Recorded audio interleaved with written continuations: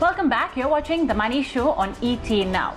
A lot of us, especially over the lockdown, have actually honed on quite a lot of latent skills that we had, or perhaps a hobby that we actually had to push aside because of the day-to-day mundanes of work. However, again, like I said, the lockdown has given you the time and the opportunity to once again tap on that hidden potential, that talent, or that hobby.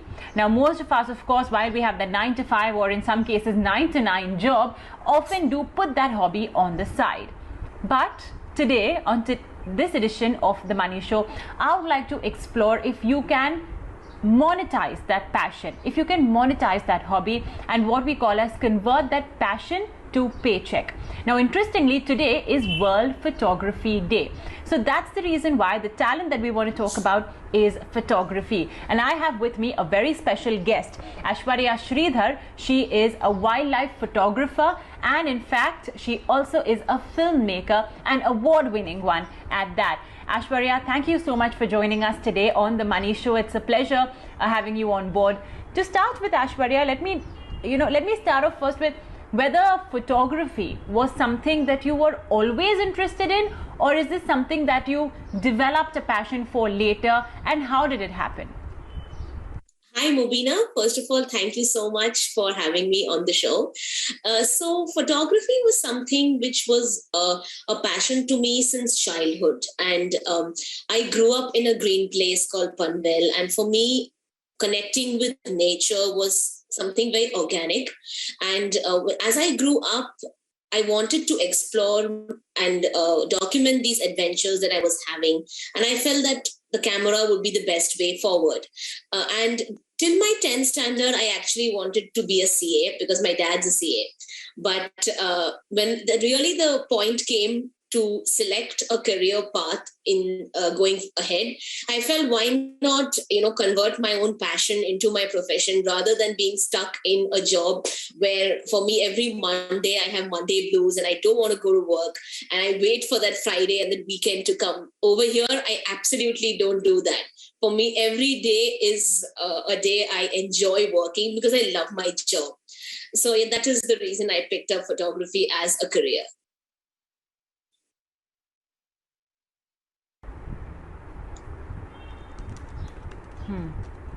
Well, definitely a very exciting one at that. Every day is a different day, unlike, a desk job where you have a certain set of things to do. In a job like yours, you don't know what to expect. Forget about the next day, but the next hour itself. Now, Aishwarya, it can be a very difficult choice. You said that you wanted to be a CA up until, the 10th standard or the 11th standard. Now, that a CA firstly has a stable income. There is surety of what will lie 5 years, 6 years down the line. You can set clear targets. That's definitely not the case with a career like photography. So is it a difficult move to make for you? I mean, do you think it required a lot of courage as well on your part? I don't know about courage because when I chose to be a photographer and a filmmaker, I was pretty sure in my mind that this is what I would want to do for the rest of my life because this is something that really makes me happy. Yes, in terms of the financial side to it, I was a little bit apprehensive at first, but then I felt that in every leap of faith, there is a little bit of risk involved. And with risk comes bigger returns. So I felt, and why not, jump at it and see where it takes me. I'm still young.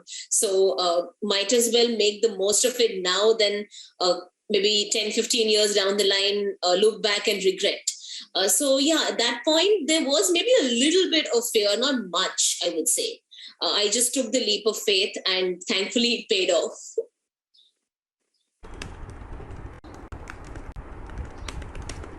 It sure did. In case if, let's say, this hadn't worked out, because like you said, you took a leap of faith, right? And you thought that if not now, then when? So did you keep a backup plan of any sort in place in case if, this fails for whatever reason? I did have it in mind that if possibly this does not work out, like by the time I'm 25, 26, then maybe I would pursue an MBA as such. But that was like a very long-term like shot, because I really didn't want to go that way. So I was like, right now I will give it my best and somehow make this work in my favor. And I knew that I definitely had the talent, and this was something that I was really passionate about. So in my mind, the backup plan was more like, just to just there, but never really like I never ever thought that I would go back to that backup plan. Never.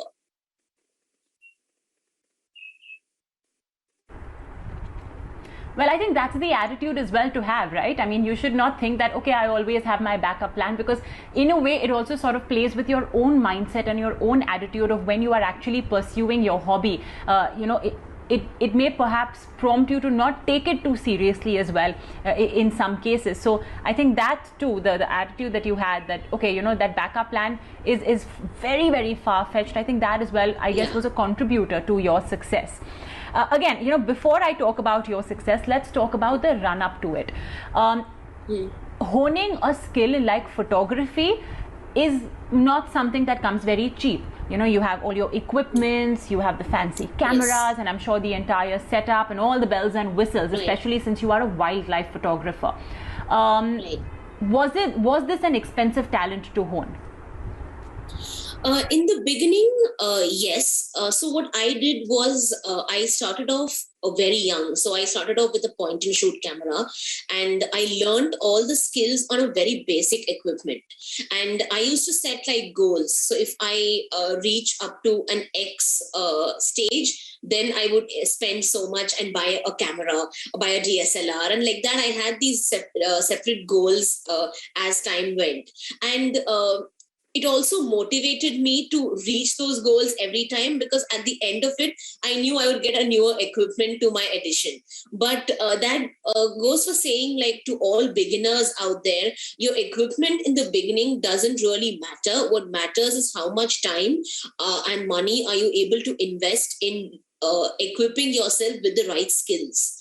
Equipments will always keep coming and going.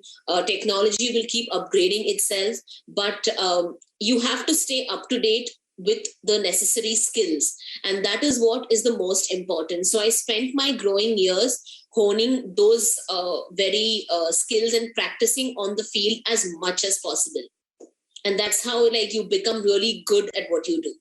And then, of course, when you're like really sorted, you can buy the best of equipments. Okay, so start off with the basics, because any which ways, if you're picking something that's a little unconventional, if you could call it that, there's no guarantee of success anywhere. So before you go all in, start off little by little, set certain goals, yes, for yourself. That makes sense. And if you believe that you have achieved a certain grade of expertise in that skill, then go ahead and bet a little more. It makes sense that you do it stepwise and don't go all in right at the beginning. Okay, now Aishwarya, I'm sure income must not have been great in the beginning. It takes a little time before, as you build your profile or your portfolio, and your work is recognized. You won a couple of awards as well, but all of that took a little time. So in the beginning, income may not have been great. That will be the case for all of our viewers. How do you cope with that then? So for me, I started when I was like 10, 11 years old. So at that time, income wasn't really on my mind. It was all about creating a niche for myself. And, this was a passion which I wanted to develop. So initially, I did a lot of pro bono work, and it worked out because I was still in school and college. And by the time I graduated, I already had a portfolio, which was with me. Like I had worked with a couple of good people, like won a few awards. So it was already like when I graduated, I had that portfolio ready, and then I could showcase it to potential clients and continue growing from there. But for someone who is like starting out in photography, maybe after graduation, then you could maybe do this for a couple of years on the side while working on some other job, and ensuring at the same time that you build your portfolio. So when you're ready to take that leap of faith and that shift, then everything would work out for you. And I know that this has been done by a couple of top wildlife photographers and filmmakers. Some have worked in IT jobs, some have worked for companies like HP and Infosys. And when they felt that the time was right and things can work out in my favor now, they made the shift. So you can do that as well for people who have already working right now. If you're in the school, then you could definitely do what I did.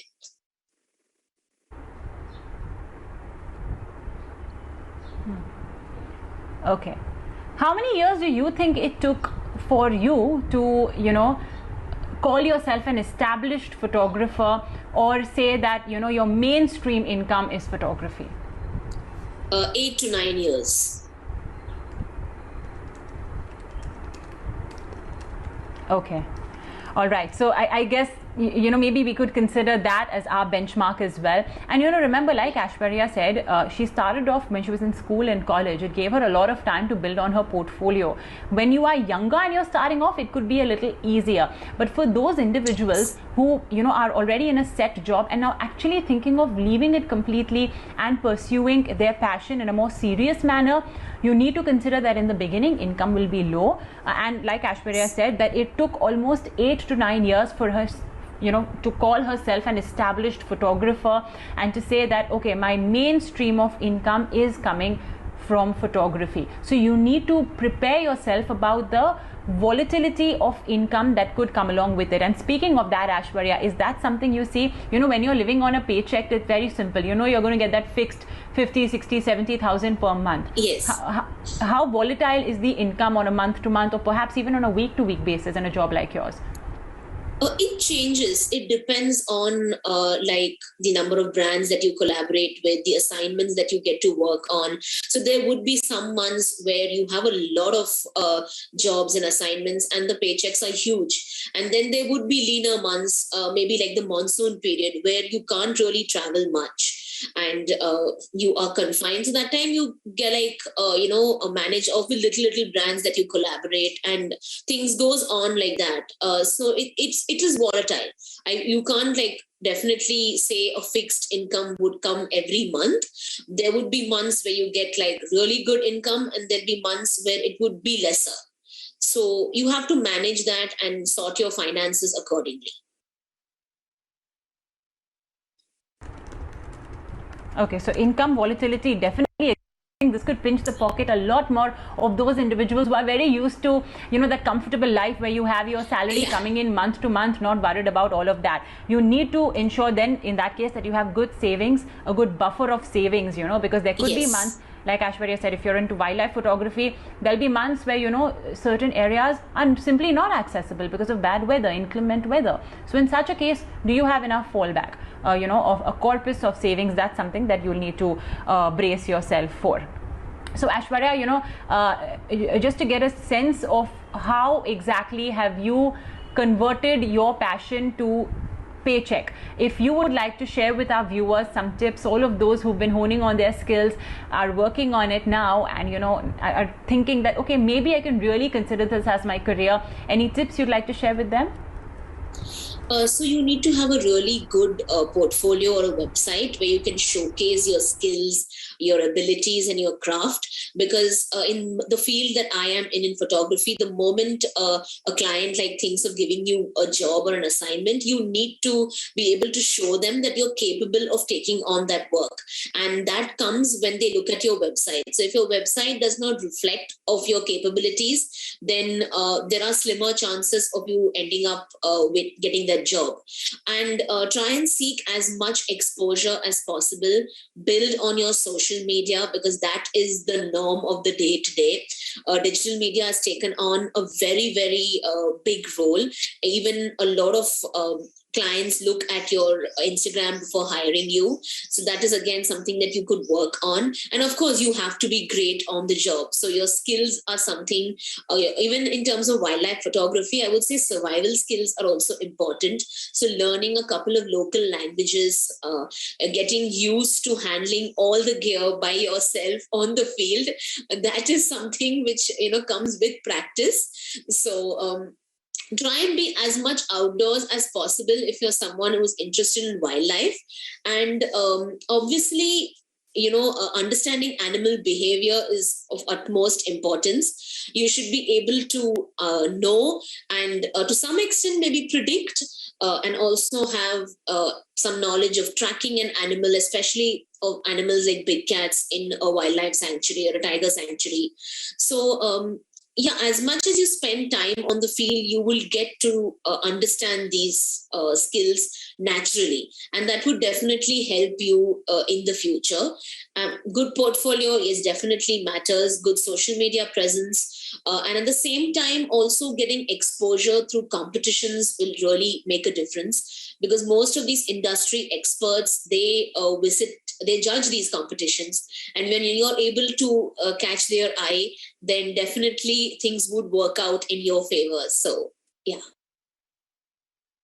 Excellent. Well, Aishwarya, this was such a lovely talk. Thanks so much for joining us today on The Money Show in what has been, I'm sure, a very Thank you so enlightening much. chat for all of our viewers out there. To some extent, maybe a reality check as well, because that's important too. Thank you once again. Thank you so much. And on that note, we're completely out of time on this episode of The Money Show. Thank you for watching.